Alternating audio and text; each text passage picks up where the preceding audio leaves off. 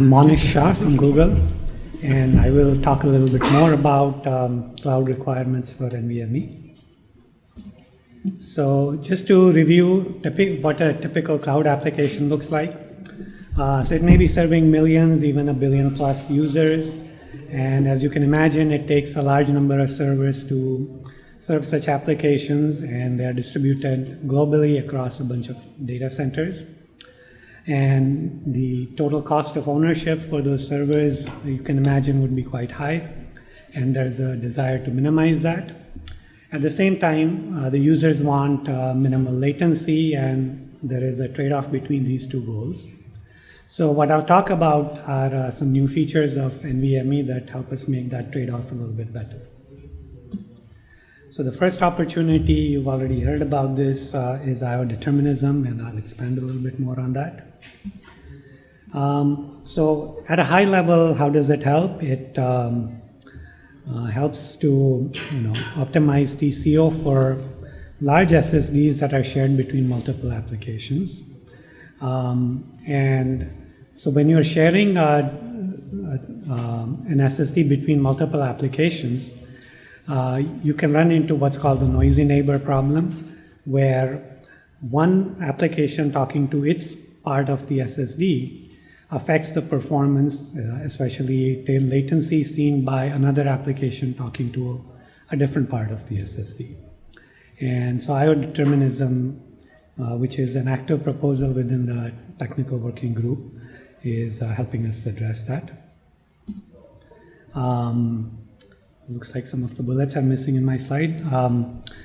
The basic, so one of the basic issues that we're trying to address is rewrite interference. So a common element in all NVM technologies, whether NAND flash or some of the emerging NVMs, is that writes take a lot longer than reads, and reads can block behind writes. So we have an example for NAND flash, where a read operation, if it doesn't block behind anything, will take only 100 microseconds, whereas a read that blocks behind a write will take anywhere from 2 to 5 milliseconds. And so that 2 to 5 milliseconds is what IO determinism is helping to address.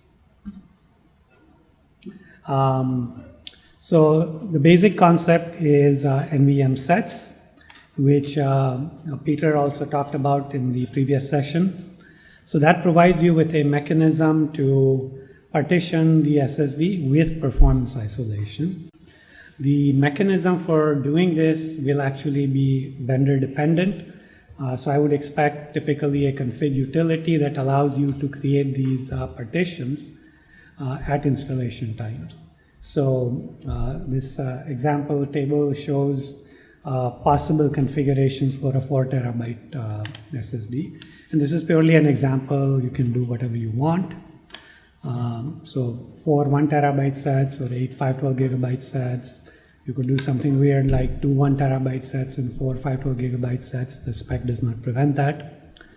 But it's kind of hardwired is the point. And that helps with building performance isolation. So, okay, again, bullets are missing. So what do we want for performance isolation? It is an implementation choice. So the performance isolation would be an implementation choice. You cannot dictate that there must be perfect performance isolation. In fact, it won't be possible. So my recommendation, again, we talked about rewrite interference. So that is the most important thing to avoid.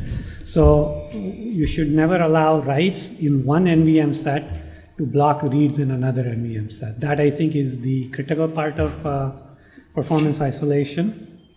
Other sources of interference between NVM sets could be sharing of controller resources that are internal to the controller. If you can avoid such sharing, for example, if you could provide multiple ECC circuits for one for each NVM set, that would be great. That may not always be possible. Maybe you have 4 NVM sets and 2 ECC circuits.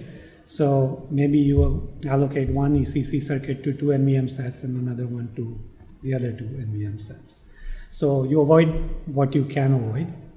Now, if it's a PCIe SSD, there is going to be ultimately one PCI Express interface that will be shared. You can't have isolation at that level, but the interference that would result from that is going to be relatively minimal, so that would be acceptable. So that was about avoiding interference between different NVM sets. Now, what if you want to avoid read-write interference within the same NVM sets? The predictable latency mode helps you with that. It allows the host to control when this interference happens. Again, Peter mentioned about this. There is a deterministic window and a non-deterministic window that is defined. These are windows over time. So part of the time, the SSD would be in DT-win, which is deterministic window, and part of the time it would be in the non-deterministic or ND-win window, which hopefully is a lot shorter. During the deterministic window, nothing that causes writes to the actual media, which would then lead to read-write interference, is allowed. So the host does not do very many writes. It may be able to do a small number of writes that sit in a cache, but that's all it does. Garbage collection or other types of maintenance operations are not done by the controller. Then when you enter ND-win, host can do writes, garbage collection can proceed, etc. So you get very good latency during the deterministic window. And of course, the host has some control over when it has to live with some read-write interference and longer tail latencies. And finally, another concept in IO determinism is read recovery levels. So you can make a trade-off between error rates and latency. So there is a fast fail mode, which is the best latency because you just do minimal level of error correction. And if that fails, you return a failure. So you would not try to do things like read retries, soft decode, RAID rebuild, any such techniques.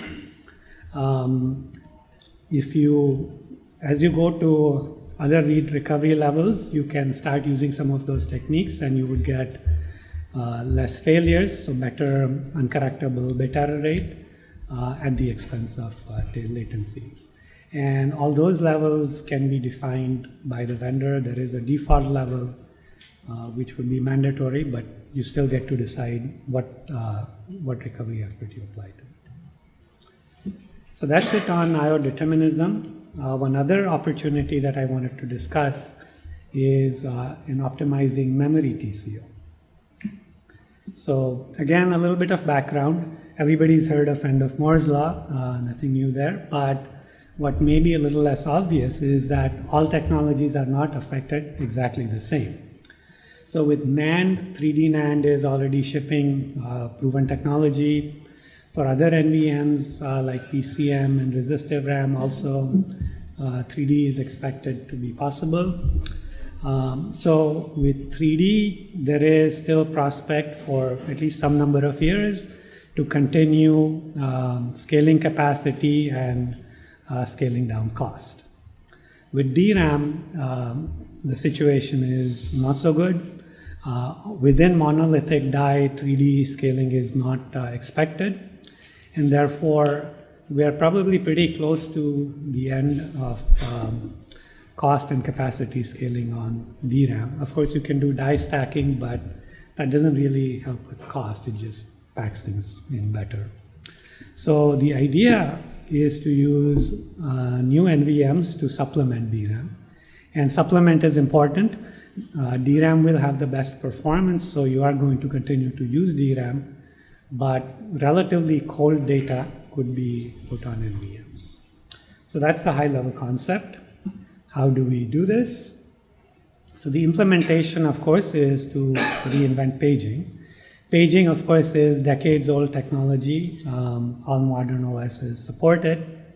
The idea is just to move cold data, meaning data that has not been accessed very recently out of DRAM and into a swap device.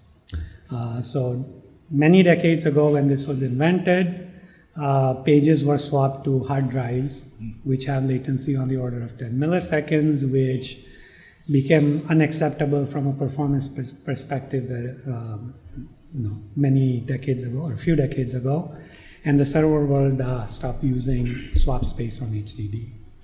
With a typical SSD, you might be able to get your latency down to 100 microseconds. That makes things better, but still not quite there for today's servers. Some experimental results at Google show that with a 10 microsecond swap device, we would be able to get a negligible performance hit on an application when paging out cold data to that swap device. And 10 microsecond kind of latencies are possible with new NVMs. Media like PCM or resistive RAM can do this. And even with NAND cell technology, if you use single level cell and you do circuit design for low latency, this kind of latencies are possible. Now, if you build an NVMe device with this kind of media, my recommendation would be to use the controller memory buffer feature of NVMe and put the command queues in the controller. If the command queues are in the controller, the host can write the command and it can be processed pretty much immediately, as opposed to if the command queues are in the DRAM, which is the more common case for normal NVMe SSDs, then you will have to pay the latency of fetching that command from main memory, and that additional latency becomes significant on a 10 microsecond device. It's perfectly okay for a normal 100 microsecond kind of device. So that's another innovation of NVMe, which is already in the spec that is useful for this application. So in summary, there are two new opportunities for next generation of NVMe SSDs. One is using IO determinism to control latency at constant TCO, and the other is to reinvent paging to reduce memory TCO at constant performance. So that's it from me, and next we'll hear about security in NVMe.